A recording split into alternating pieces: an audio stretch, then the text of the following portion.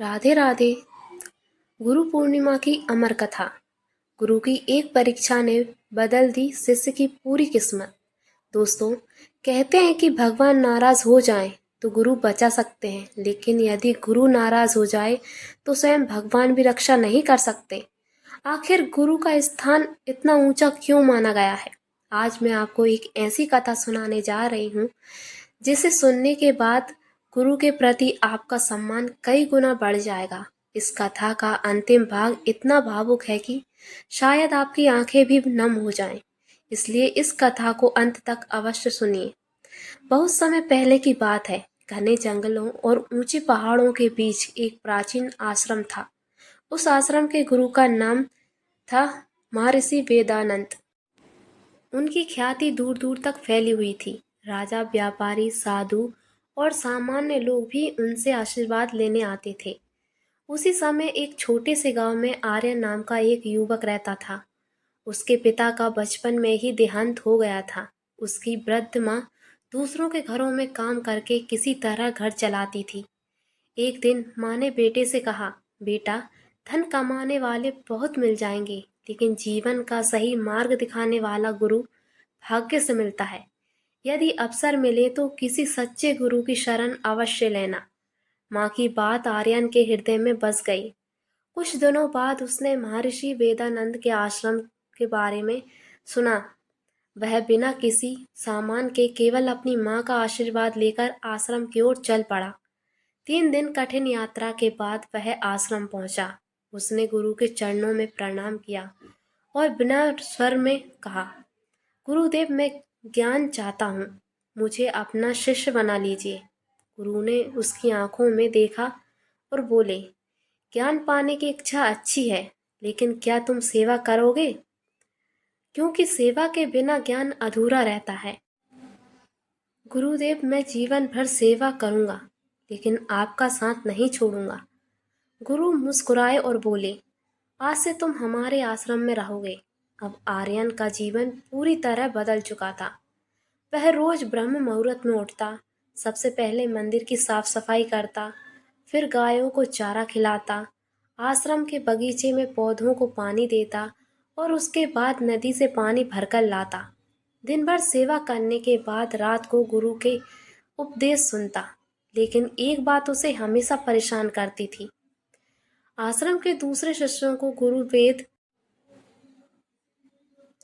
उपनिषद और शास्त्र पढ़ाते थे, जबकि आर्यन को केवल सेवा का काम मिलता था। एक दिन उसके मन में प्रश्न उठा, क्या गुरुदेव मुझसे प्रेम नहीं करते? लेकिन अगले ही क्षण उसने अपने मन को समझाया, नहीं, गुरु जो भी कर रहे हैं मेरे हित के लिए ही कर रहे होंगे। उसने कभी शिकायत नहीं की। यही उसकी सबसे बड़ी शक्ति थी और शायद यही उसकी सबसे बड़ी परीक्षा भी। अगले भाग में गुरु आर्यन की 3 कठिन परीक्षाएं लेते हैं।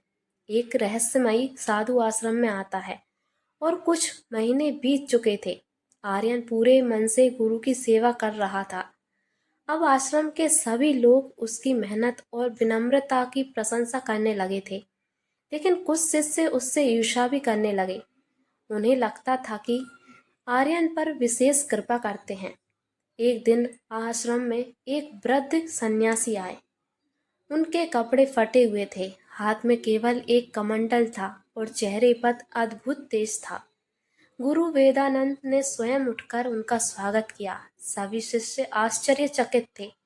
रात के भोजन के समय गुरु ने कहा, आज सबसे पहले अतिथि को भोजन कराया जाएगा। कुछ शिष्यों ने मन ही मन सोचा, इतने साधारण से साधु के लिए इतना सम्मान क्यों?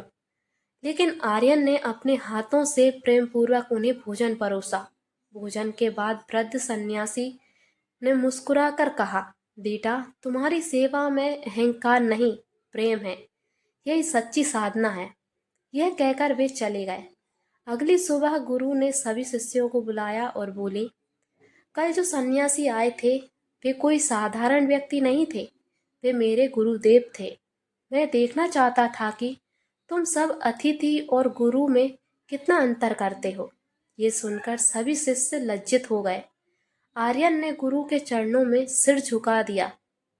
गुरु ने कहा, बेटा, जिसने हर जीव में गुरु का स्वरूप देख लिया। उसने आधा ज्ञान प्राप्त कर लिया। कुछ दिनों बाद गुरु ने आर्यन को जंगल के एक पुराने मंदिर में भेजा। वहां एक दीपक जल रहा है। 3 दिन तक उसे बुझने मत देना। चाहे आंधी आए, वर्षा आए या कोई डराए, दीपक जलता रहना चाहिए। रात का समय था। घना जंगल, चारों ओर सन्नाटा। अचानक तेज हवा चलने लगी। बारिश होने लगी। दीपक की लौ बार बार कांपने लगी। आर्यन ने अपने दोनों हाथों से दीपक को ढक लिया। पूरी रात वह भीगता रहा, लेकिन दीपक नहीं बुझने दिया। दूसरी रात कुछ डाकुओं का दल वहां पहुंचा। उन्होंने कहा, भाग जाओ, नहीं तो जान से मार देंगे। आर्यन शांत स्वर में बोला, प्राण चले जाएं, लेकिन गुरु की आज्ञा नहीं टूटनेगी। डाकू हंसते हुए चले गए। तीसरी रात एक विषधर सांप मंदिर में आ गया। आर्यन ने भगवान का स्मरण किया और बिना भय के वहीं बैठा रहा।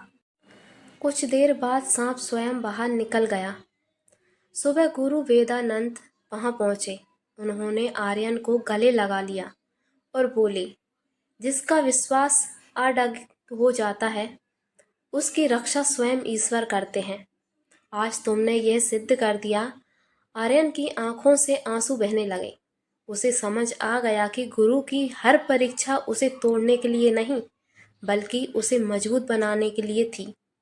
लेकिन यह तो अभी शुरुआत थी। सबसे कठिन परीक्षा अभी बाकी थी, जो उसकी पूरी किस्मत बदलने वाली थी। अगली सुबह गुरु वेदानंद ने आर्यन को अपने पास बुलाया। उन्होंने एक छोटी सी लकड़ी की पेटी उसके हाथ में रखी और कहा, बेटा, इस पेटी को उत्तर दिशा में स्थित शिवपुर गांव के एक वृद्ध ब्राह्मण को पहुंचाना है। लेकिन याद रखना, चाहे रास्ते में कुछ भी हो जाए, इस पेटी को खोलना मत। आर्यन ने दोनों हाथ जोड़कर कहा, जैसी आपकी आज्ञा। गुरुदेव वह यात्रा पर निकल पड़ा। घना जंगल, ऊंचे पहाड़ और सुनसान रास्ते। चलते चलते शाम हो गई। रास्ते में कुछ व्यापारी मिले। उन्होंने पूछा, भाई, इस पेटी में क्या है?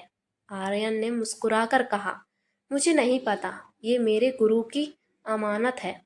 व्यापारियों ने हंसते हुए कहा, कहीं इसमें सोना चांदी तो नहीं? एक बार खोलकर देख लो। कौन जाने तुम्हारी गरीबी हमेशा के लिए दूर हो जाए। एक पल के लिए आर्यन के मन में विचार आया। उसे अपनी बूढ़ी माँ की याद आई। टूटा हुआ घर, गरीबी, अभाव। लेकिन अगले ही क्षण उसे गुरु के शब्द याद आए। गुरु का आदेश ही शिष्य का धर्म है। उसने बिना एक क्षण रुके अपनी यात्रा जारी रखी। रास्ते में एक घायल वृद्ध मिले। उन्होंने पानी मांगा। आर्यन ने अपनी पानी की पूरी मटकी उन्हें दे दी। अब उसके पास स्वयं पीने के लिए पानी भी नहीं बचा था। वह प्यासा था, फिर भी उसके चेहरे पर संतोष था। कुछ दूर चलने पर एक भूखी महिला अपने छोटे बच्चे के साथ बैठी थी। आर्यन के पास केवल 2 रोटियां बची थीं। उसने दोनों रोटियां माँ और बच्चे को दे दी। वह स्वयं भूखा था, लेकिन उसके मन में एक अद्भुत शांति थी। तीसरे दिन वह शिवपुर पहुंचा। उसने वह पेटी वृद्ध ब्राह्मण को सौंप दी। ब्राह्मण ने पेटी खोली। अंदर केवल एक तुलसी की माला, एक पुराना ग्रंथ और एक पत्र था। पत्र में लिखा था, जो व्यक्ति इस पेटी को बिना खोले यहाँ तक पहुंचा देगा, वही सच्चा शिष्य कहलाएगा। उसी समय गुरु वेदानंद भी वहां आ पहुंचे। आर्यन आश्चर्यचकित रह गया। गुरु मुस्कुराकर बोले, बेटा, यह यात्रा पेटी पहुंचाने की नहीं थी, ये तुम्हारे चरित्र की परीक्षा थी।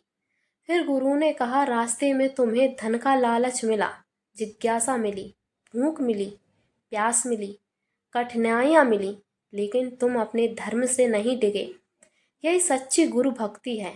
गुरु ने अपने दोनों हाथ आर्यन के सिर पर रख दिए। उसी क्षण आर्यन के मन में ऐसी शांति का अनुभव हुआ जैसा उसने पहले कभी नहीं किया था। उसकी आंखों से आंसू बहने लगे। उसे समझ में आ गया कि गुरु का सबसे बड़ा उपहार धन नहीं बल्कि सही चरित्र और अटूट विश्वास है। लेकिन गुरु की अंतिम शिक्षा अभी बाकी थी और वह शिक्षा आर्यन को युगों तक याद रखी जाने वाली, पहचान देने वाली थी। शिवपुर से लौटते समय आर्यन का मन पूरी तरह बदल चुका था। अब उसे न धन की इच्छा थी न प्रसिद्धि की। उसके हृदय में केवल एक ही भावना थी, अपने गुरु की सेवा। कुछ दिनों बाद गुरु वेदांतनंद ने आश्रम के सभी शिष्यों को बुलाया। आश्रम में एक विशाल यज्ञ का आयोजन किया गया था। दूर दूर के गांवों से लोग आए थे। सभी उत्सुक थे कि आज गुरु किसे अपना उत्तराधिकारी घोषित करेंगे। गुरु ने सभी शिष्यों की ओर देखा और शांत स्वर में कहा, आज गुरु पूर्णिमा का पावन दिन है। ये केवल गुरु का सम्मान करने का दिन नहीं बल्कि अपने भीतर के अहंकार को त्याग का दिन भी है। फिर उन्होंने आर्यन को अपने पास बुलाया।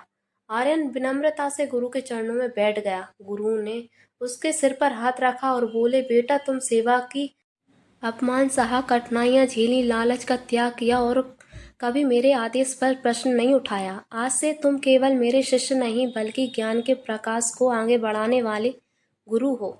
ये सुनकर आश्रम में उपस्थित सभी लोग भावुक हो गए। जिन ऋषियों ने कभी आर्यन का उपहास उड़ाया था वे भी उसके चरणों में आकर बोले, भाई, हमें क्षमा कर दो, हम तुम्हारी निष्ठा को समझ नहीं पाए।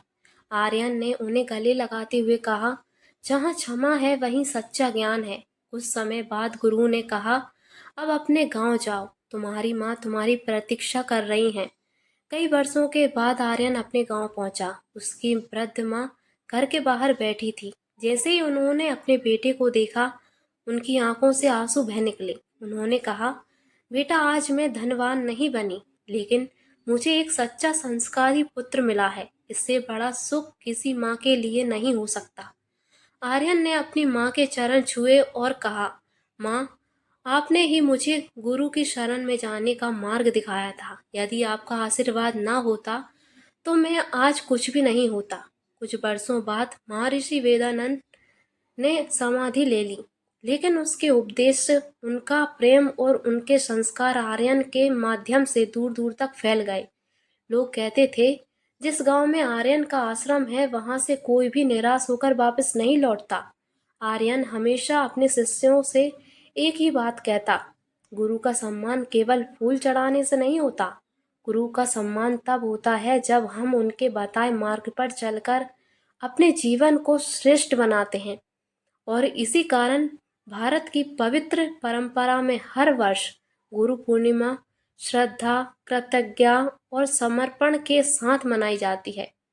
आज भी यदि हम अपने गुरु, माता पिता और शिक्षकों का आदर करें, उनके संस्कारों को जीवन में अपनाएं और सत्य के मार्ग पर चलें, तो हमारा जीवन भी प्रकाश से भर सकता है। आइए इस गुरु पूर्णिमा पर हम सभी प्रण करें। हम अपने गुरु, माता पिता और सभी शिक्षकों का सदैव सम्मान करेंगे, उनके बताए मार्ग पर चलेंगे और अपने जीवन को ज्ञान, सेवा और विनम्रता से सफल बनाएंगे। जय गुरुदेव। गुरु पूर्णिमा की आप सभी को हार्दिक शुभकामनाएं। धन्यवाद।